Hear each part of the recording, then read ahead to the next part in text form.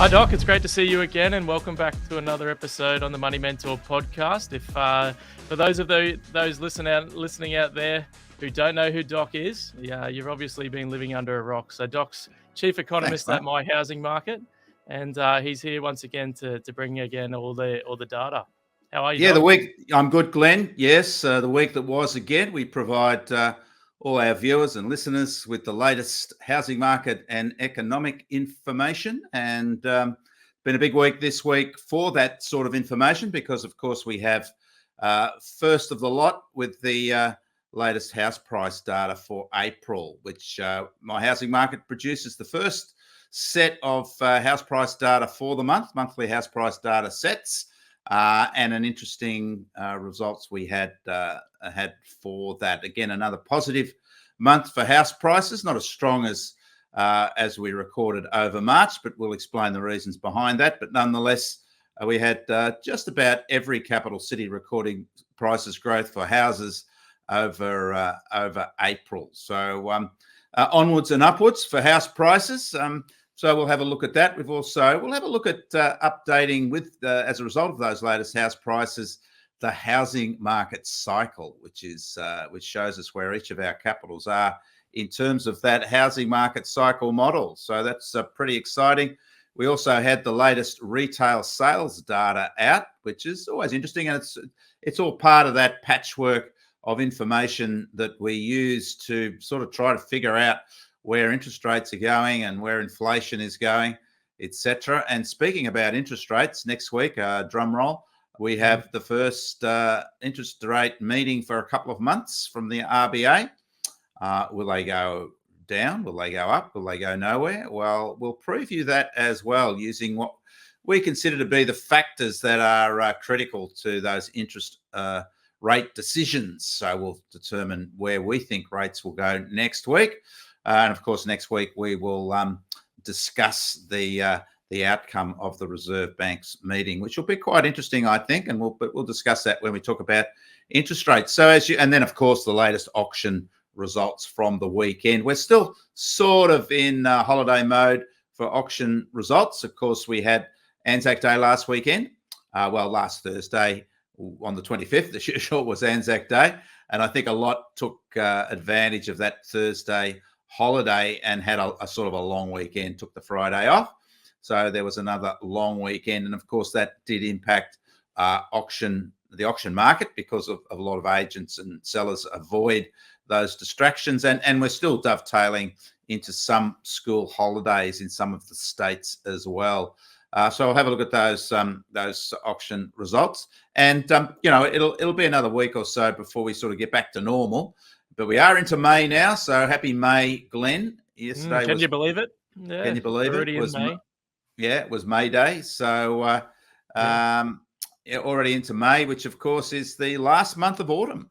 So it is the last month of the actual autumn selling season. But the autumn selling season really finishes around about the middle of June. Really, what used to be the Queen's, I guess, the King's birthday weekend holiday in some states. Is really signals the end of the autumn selling season, and then once we head into July, we're into the winter selling season, which is the quieter period of the year. So that's a bit of a preview of everything, and as I said, we've got some, as usual, some really interesting information. So why don't we get started, Glenn? What do you think? Beautiful, Doc. Sounds great. Let's tear into it again. We at My Housing Market are all about the current state and future prospects of housing markets, with particular emphasis on the current state. And that's why we update our insights on the podcast every week, so you can keep up to date with what's changing in the housing market. And we do use some sort of more real-time data insights, such as weekend auction results, to keep a handle, not just monthly results, to keep a handle on what's really happening in our housing market. So week ending Wednesday, May the 1st. Well, we're a little bit later on than that, but certainly it is the week ending Wednesday, May the 1st, in terms of the data. So as I mentioned, we're going to look at the latest national house and unit prices. We're going to update the house price cycle, which is our model of the house price cycles. So we'll see where our capital cities are on the cycle. Look at the latest retail sales. Also discuss the interest rate outlook for next week when we have the first meeting for 2 months from the Reserve Bank. And things have sort of changed a little bit over the last 2 months, Glenn. So maybe that, maybe a little bit of a criticism, not a criticism, but maybe a question mark over not having a meeting every month. But I think I can see the logic behind that, particularly given April was, a distracted holiday month. But the data kept coming through. So we'll look at the interest rate outlook and the latest weekend auction results. So a big show today, Glenn. We better get started or we'll be here forever. So let's have a look at the latest home prices. As I mentioned, April home prices are still rising. Growth rates were a little lower, though. In fact, they were significantly lower from the big surge we had over March. And that surge was, of course, if you think what we do is we take quarterly house price models. So we're taking 3-month snapshots of house prices to get our outcomes, our medians. But we take that on a month-to-month basis. So what we've done is we've taken 3 months to April, and then we compare that to the 3 months to March, which was compared to the 3 months to February, etc. Now, the March data, of course, which was strong, was for January, February, March. And that was the full beginning of the year. But the February data, which was still higher but weak-ish, was affected by seasonal effects because, of course, the February quarter was all about December, January and February, which are our holiday months. And, of course, the housing market doesn't really ramp up until midway through February. So there was a little bit of a seasonal effect because we have certainly lower listings coming through during those holiday periods. And also we have a lower proportion of higher priced properties that are sold during that period. So that tends to sort of push the medians down a bit from the with those seasonal effects. But our models do adjust for notionally for seasonality because we take a mix orientated view of the market. So we divide the market into its various levels and take medians of each of those levels. And then put that all together and take the median of the median, if you know what I mean. I don't want to get too complex here, but irrespective of those sort of adjustments, we still can see those seasonal effects affecting the market. So, as I said, we've now got back to April, which is a holiday month, March and February, which is the quarter that we're looking at for the April quarter. So we do have a little bit of an adjustment after that very strong period. So we had sort of a weaker period, a stronger period, and a consolidating period over the April quarter. And that's what we saw. Those very strong results over March have actually consolidated and are higher. So it shows that, our model is consistent in terms of its trend, its underlying actions. And despite those seasonal outcomes, and we're likely to see prices remain elevated in the outlook. But, we do have that question mark over interest rates going forward, and we'll discuss that, how that will affect the market when we look at the interest rate outlook. So April home prices still rising, Glenn, but the growth rates are lower, but they were very, very strong over March. So it's more of a consolidation rather than anything to get too excited about in that sense.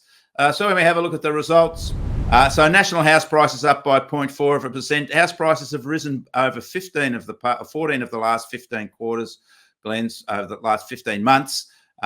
So strong results there, consistent results.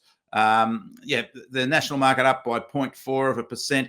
The top performer was Perth. Again, we were sort of talking about last month's results where Perth was only up by 0.8%, which was one of its lowest results for a while. That maybe that indicated that there was some affordability issues starting to impact that Perth housing market.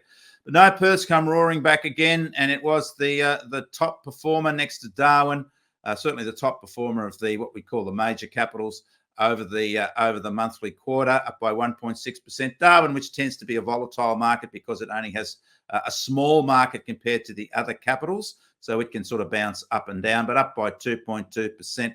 As I said, Perth up 1.6%. A little flatter the other results, with Brisbane continuing to grow, up by 0.9%. Sydney up 0.4%, and Canberra up 0.1%, and Melbourne was flat over that period. So a bit of a mixed bag there, but nonetheless a consolidating result compared to those very strong March results. Over this year so far, Perth well and truly ahead of the rest, well, except for Darwin, up by 7.9%, Glen, the median house price in Perth, 7.9% over the first 4 months of the year. So that's just 1/3 of the year, and prices have increased by 7.9% in Perth. Adelaide and Brisbane also strong, up by 6%. Brisbane, which continues to rise, and Adelaide just under 6% at 5.9% over the year. Melbourne, a bit of an underperformer there, up by 1.4% this year so far. And Sydney, very solid, sturdy results, perhaps 3.7% over the first 4 months of this year. But when we look at the total year results, and this really does take away the seasonal factors, as is the year so far, but the annual results over the year, Sydney still higher by 10%. Perth is up 22.8%, Glen, over the past 12 months, its median house price. Brisbane up 18.8%, Adelaide up 15.5%. So the underperformers there, Hobart prices are down by 1.1% over the past year. Melbourne up just by 3.1%, still positive, but well below the other major capitals. Darwin up 1.5%, despite some strong recent growth. And Canberra flat really over the past year. National house prices still up by double figures, 10.5%. But when we look back over the past 2 years, that's sort of instructive, Glen, because it shows you, in a sense, the value aspects of the market, which will reflect in our cyclical model, which we'll look at shortly. Sydney still around about where it was 2 years ago, Glen, just up by 2.9%. Melbourne's below where it was 2 years ago, 2.5% lower. So some value there in that Melbourne market that buyers are buying below what the market was offering 2 years ago. But no such story in Brisbane, Adelaide and Perth. Brisbane up 13.2% over the past 2 years. Adelaide 16.5%, and look at Perth, up nearly 30% over the past 2 years. Of course, we've got to understand that Perth is coming from a little way back. It had a very quiet period, over a lengthy period of time following the end of that mining boom way back in 2011-12. It's really only started to recover significantly over the past 2 years, and you can see that in the results there, up by 29.7%. But other markets offering value, Hobart down 10%, Darwin down 1%, and Canberra still down 10% over the past 2 years. I think there's some value in that Canberra market moving forward. And we are starting to see perhaps just some early signs of a revival there, but still early days. But no doubt that Adelaide, Brisbane and Perth remain the strong performers overall for house prices. Well, that was house prices, Glen. Let's have a look at unit prices now. Similar result, national unit prices up by that 0.4%. Sydney was up 0.2%, Melbourne up 0.7%. Guess what was guess where the strongest prices growth was? Yes, you guessed it, was Perth, up by 1.5%. So Perth leading the charge in units as well as houses. Adelaide up by 0.7%, and Brisbane continues to produce solid results, and I guess near nation leading results in terms of capital cities for unit prices, up by 0.9%. When we look over this year so far, Brisbane up again 11.1% of the major capitals. That's the strongest performance from Brisbane units. Melbourne units are flat so far this year. Sydney up 2.5%. Perth up 10%, just consolidating the same results as that we saw with houses. And Canberra unit prices are growing, certainly not at the rate of the top performers, up by 2.2%. And that Darwin market, which tends to be volatile, as we've mentioned, because of small sales numbers, so they can jump around from period to period, up by 13.6%, even though prices fell away over the April quarter compared to the March quarter. Over the year, no surprises there. Again, Perth up 23.1%, Brisbane up 22.2%. Sydney up 6.8%. Melbourne performing a little bit better than the houses, up by 4.4% over the year so far, but certainly lower than particularly Adelaide, Brisbane, and Perth. Same story when we look over the past 2 years, Glen, with strong results there, Perth, Adelaide and Brisbane. Brisbane up 30.7%, Glen, over the past 2 years. Gee whiz, if you're a Brisbane investor, you'd be pretty happy with those results for units. Again, Sydney, similar to houses, up by just 2.1%. So good value still in that Sydney market where prices are similar to 2 years ago. And Melbourne prices are below where they were 2 years ago for units, and we're waiting for a revival there. So look, good results there over the April quarter compared to the March quarter. Some seasonal effects there, but a consolidation from what was a very strong March quarter. And I would expect to see prices continuing to grow, particularly, as I said, in those Melbourne and Sydney markets, which still have good value there when we look at the comparisons over the past 2 years. But no doubt the big three in terms of growth for both houses and units remain Adelaide, Perth and Brisbane, and really no sign of any easing in that. And if you want a copy of the house price report, there's the QR code for that. So we did mention, Glen, drum roll, the house price cycle. So with all that latest data, let's update the house price cycle. And of course, when we're talking about a cycle, we look at the real data, and that's the actual real data, Glen. So that's looking at the long-term data. And you can see those cycles of, I guess, that wave effect that happens periodically in terms of how house prices change. So what we've done here at My Housing Market is we've created a model of that particular cycle, so we can sort of position the capital cities where they are right now, according to the latest prices, on that cyclical model. So let's have a look at the model first. And the model is generated by going back over the cycle to the previous high point of each of the capital cities in terms of where they are currently. So we can quite clearly see that sort of cyclical model, that diagram, or the actual model, and we can go back and say, hey, there's the peak. Where have we gone from there to where we are now from that previous peak? And no surprise, Glen, that the previous peak is around about when we started to cut interest rates, started to increase interest rates, which happened back in May 2022. Of course, prior to that, we had the big boom, the post-COVID lockdown boom, where prices really did accelerate quickly after lockdowns finished. Then we had interest rate increases because of the inflation that was generated through those stimulus packages through COVID. So it's sort of a clear position there that most of the capital city peaks were at that around about that May 2022 period. So when we measure from there to now, we can see the various performances of each of those capital cities, and then we can put it on our model. So here's our model. Our model, you can see that shape, Glen. It's a typical business cycle shape model, troughs and peaks, but it is designed to capture what we've seen over the longer term in house price, in the house price cycle, and that's an upward trend. And you can see that upward trend when we look at the real data. So that means that the trough points and the peak points from peak to peak, from cycle to cycle, are typically higher. So we get that upward trend in the model. So you can see there that we have divide our model, which is composed of trough and peak points, into phases, because we want to know, where our housing markets are in terms of the phases. So we start with a correction phase, and that's when prices start falling below a well-defined peak. And we already know, as I said, we've determined where that last peak is in our actual cycles. So that's the correction phase. If we fall below the previous trough point of the cycle, we then move into that contraction phase. And of course, that's what has been referred to as the bubble event. But typically our housing markets start to recover where the trough point is higher than the previous trough point. So we don't move into that contraction phase. So we move into the recovery phase, and then we move above our previous peak point, and that's what we've already defined here with that previous slide.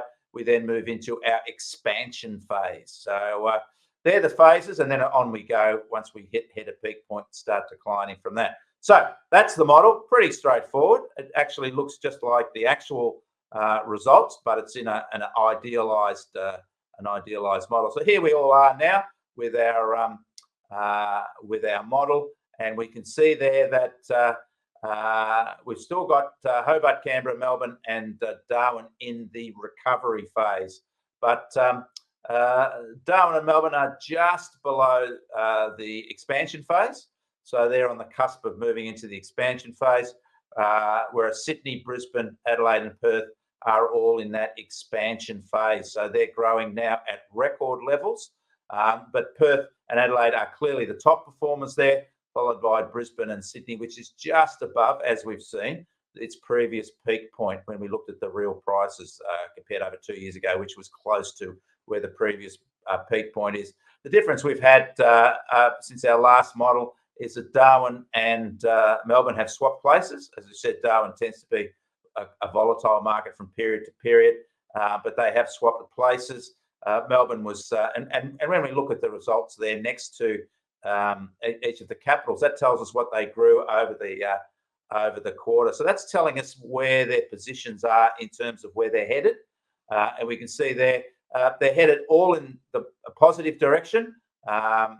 Sydney, Brisbane, Adelaide and Perth, not as strong as they were, under 1%, but certainly still heading upwards in that expansion phase. But Melbourne is flat, so it's sort of moving sideways, and Hobart is actually moving downwards, so it's sort of retracting back into that recovery phase. So I guess it indicates where market strengths are in terms of the cycle, not just in their prices growth or in relation to where they were a year ago or 2 years ago. It actually identifies their previous hot points. It's not too different from those 2 yearly changes, but that's because that coincides with where the previous peak point was. So some interesting observations there in terms of understanding the strength of our housing markets, Glenn.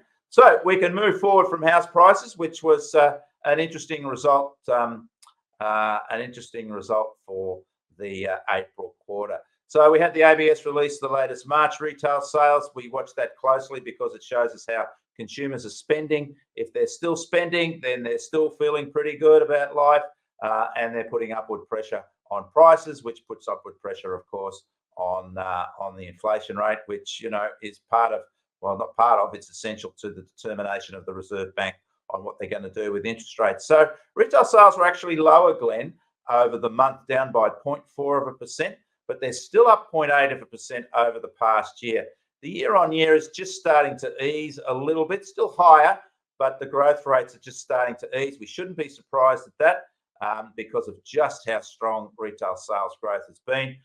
We've also got inflation running still, at high levels, relatively high levels, which tends to, because we're looking at the value of retail sales with higher prices, that tends to impact that value from period to period because inflation is rising. And also we have population growth, particularly through migration. So that also acts to put downward pressure on the value of retail sales because, as I said, migration and inflation. But nonetheless, that wasn't too bad a result, that 0.4% over the month, because we had what was following a steep rise over January, another rise over February. And a lot of that was put down to, the ABS put it down to the Taylor Swift effect, can you believe? But that was responsible, according to the ABS, for a strong February. So if we did have a strong February, we've sort of consolidated that to some degree, and we can expect to see some downward movement. But nonetheless, regardless of that, of those monthly insights, that we're still well ahead of where we were prior to COVID. So we're still spending at the levels when we look at year on year that we had in relation to the stimulus package, which gave us so much capacity to spend, and we did spend. That was the plan, but it created all that inflation. But we are starting to see some easing, which, as I said, is predictable given how high retail spending has been. And of course, we've delved into our savings and we're using the credit card now, all those sort of bits and pieces as well. So you can see the trend has flattened, but we're well above where we were in the pre-COVID levels in terms of retail spending. So this is a sort of a negative result in terms of interest rate outlook, but we still have the reflections in terms of retail spending of what is still a very, very strong economy, Glenn. with a 3% unemployment rate, something, near record wages growth. So still good results there for retailers, but looking to look towards the peak of the recent cycle, which of course has been generated by those stimulus packages. So interest rate decision next week, Glenn. Let's discuss whether those rates will remain on hold. So I put these factors down, which are the key factors that we can look at for interest rates. So inflation is now rising. We've had a month of higher inflation rates, and it's still well ahead of target. Our underlying inflation rate is just under 4%, and the target, of course, is 2 to 3%. So that certainly puts an upward bias on interest rates having to go higher because inflation is now rising. The oil price, which is a key component of inflation, is rising again, although in the last few days it started to ease, which is good news. But certainly over the past month, over April, it was higher than it was over March. So that, of course, means upward pressure when we get the next inflation result for April. So the bias there for higher. House building costs have started to lower, which is good news, have become lower. They're still high at annualised 5% result, but they've certainly come down, and some good results with the latest data over March. So I'd say that's steady for interest rates. Home rents are still rising, not good because that's a key part of inflation. So that's a bias for higher rates. The jobless rate is falling, still very low. Of course, low jobless numbers are a negative for inflation, which is a positive for higher interest rates. And wages are rising strongly, no surprise, with that very strong housing market. So, and that's a bias for higher. Retail sales are rising, still high, but yeah, we're just starting to see maybe that trend peaking out. So steady for interest rates. Strong house price growth is continuing. Perhaps the Reserve Bank would not be wanting to cut rates when we have a strong-ish housing market, because they'd be concerned that would create some maybe, in their opinion anyway, some unsustainable prices growth. So steady. Australian rates are still below the US, but Australian inflation is ahead of the US. So I think that's a steady outcome for rates. And that focus that we've had recently of rate cuts in the US and Europe has certainly changed. And that means it won't be driven by lower rates over the near term, particularly in the US. And they've put their predictions of rate cuts now off by a number of months. So that's steady. Economic growth is slower. So maybe that means some impetus for, if economic growth continues to decline, for lower interest rates. But when we put that all together, Glenn, and that's what we do, we can see that steady and higher are sort of evenly balanced, but we do have one lower. So that, I think, gives us an outlook for steady rates. But the current bias on the data coming through is for higher rates. But of course, the Reserve Bank wouldn't act until there was some consistency in those measures. So we have to wait for those updated measures on the oil price, inflation, building costs, house rents, the jobless rate and wages to continue to be as strong as they have been for us to start to really consider interest rate increases in the near term. I do think that the Reserve Bank would have to start thinking over coming months, not next month. I think it'll be steady again. But given our rates were kept on hold longer than last year, longer than the US particularly, we may have to pay a price for having rates too low for too long last year if inflation and the inflation drivers continue to deteriorate as we've seen recently. So that's my picture on, or my view on interest rates going forward. I think we'll have a hold again next month, but the jungle drums are just getting a little louder, Glenn, that we may have may have to have an interest rate cut in the near future. Interest rate increase, let me say that again, interest rate increase in the near future if we see the persistence of inflation, and particularly given that we held rates lower last year when other jurisdictions, particularly the US, were raising rates. And of course, remember, we had to raise rates in November last year, which was a bit of a concession from the Reserve Bank that maybe they'd held off a little bit too long earlier in the year. So latest auction clearance rate results, still some weekend energy, but weekend holiday energy, as we mentioned before, in terms of the Anzac Day long weekend and some still school holidays. But we're still seeing very high numbers of listings, Glenn, coming through. In fact, record numbers of listings. Sellers are quite happy to engage the market currently, and that's a feature of auction markets when we compare it to the same period last year. So 600 auctions in Sydney, still affected by school holidays. Clearance rate was higher in Sydney, 72.3%.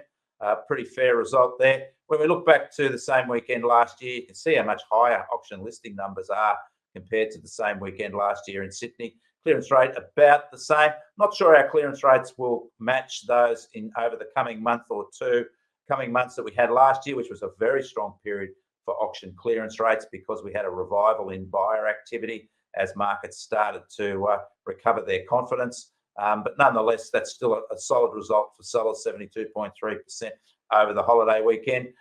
Melbourne holidays back, but still had the long weekend, of course. 823 auctions, 65% clearance rate, around about where Melbourne's been recently. So still a reasonable clearance rate, still probably just marginally in favour of sellers, you could say, but certainly not as strong as Sydney. But again, listing numbers well ahead of where they were a year ago. But as I was suggesting, the clearance rate in Melbourne is well below where it was a year ago, where that market was starting to revive along with others. Lower clearance rate in Brisbane. We do know that Brisbane market does tend to bounce around, and its listing numbers are actually lower than where they were a year ago. Adelaide numbers, they were down compared to the previous weekend, those holiday impacts in Adelaide. Clearance rate around about the same.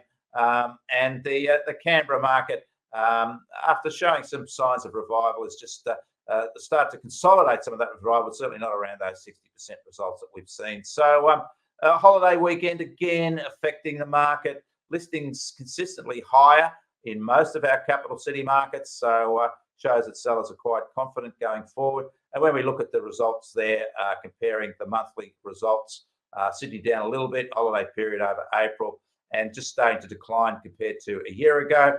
Melbourne's certainly lower than where it was a year ago, and round about where it was last month so far over April. Well, it is the full April results, actually. Brisbane down compared to a year ago. Again, that was that energy rising in the Brisbane market from that surge in migration from southerners. And Adelaide lower than a year ago, similarly, but still quite strong results and stronger than where it was over March. And Canberra market signs of picking up, but just easing off a little bit, and where it was around about a year ago. You can get those auction clearance rates on my LinkedIn site, Doc Andrew Wilson at LinkedIn. The Capital City snapshot of clearance rates and listings available at 6:30 of a Saturday evening, and then you have the full national report available at 9 a.m. Sunday, which includes the regional breakdowns for Sydney and Melbourne and the top 10 sales for each of the capital city markets under the hammer on that Saturday. As I mentioned, we've had record auction listing numbers, and that's translated into record auction sales for this time of the year. So auction sales up by 38% in Sydney over the year so far compared to the same period last year, up by 20% in Melbourne, up by 21% in Brisbane, 7% in Adelaide, and still down by 3% over the first 4 months of this year in Adelaide over the weekend, in Canberra compared to the same period last year. So still strong auction market activity, and there's the QR code for the latest auction market report, and there's the data on where to get hold of it. Of course, we finish off as usual, Glenn, by promoting the My Housing Market Suburb Data app, which allows us to look at the asking prices and rents for each suburb that has data in the whole of Australia. So you can search any suburb you like for listings for the median rent and the median price for, and we'll show you what we can filter it for. You can get access to that app through Infinity, but Infinity will provide you under circumstances with a password. So it's password protected, and you have to get the password from Infinity. So there's the link to the app, and here's a screenshot of the app here. You can filter the app for price or rent. You can look for the state, regional state, or the capital city region, filter it, and then for the suburb, according to where that region is, the type of property, you can filter for house, townhouse, or unit, a number of beds also. And what we've done there is we've filtered it for Blacktown for prices. These are asking prices, and you can see there the results for it gives you the median price, the high price, the low price, and the number of listings, and you can get exactly the same results when you filter it for rents. So if you want to know what's happening, on a real-time basis, because this is updated daily for every suburb in Australia that has data. If it doesn't have any data, you won't find it, and that gives you a good insight into how your suburb's performing, or the suburb that you're interested in. And it's not just the median price, it's the high, the low, and you also see the number of properties that are for sale as well. And you can filter it for a number of variables like bedrooms numbers, and also the type of properties, unit, house and townhouse. So that's pretty exciting. Next week, Glen, latest national house and unit rents, the RBA rate decision. We'll see what the RBA has to say about the circumstances of the economy and the outlook for rates. Not that they tell us much about the outlook for rates. Home building approvals. Will we finally start to see more building approvals coming through for houses and units? Unlikely, because we desperately need that. And the latest weekend auction results, which will start to look more normal, if I could say that, because we've really passed the holiday period of April. So we'll start to see consolidating results there without those distractions. But as I said, the comparisons to a year ago will start to wane, because we had a good old-fashioned boom in most of our auction markets a year ago as those housing markets started to revive. So this is where you can get a copy of this week's report at that QR code. So get hold of that with all the data.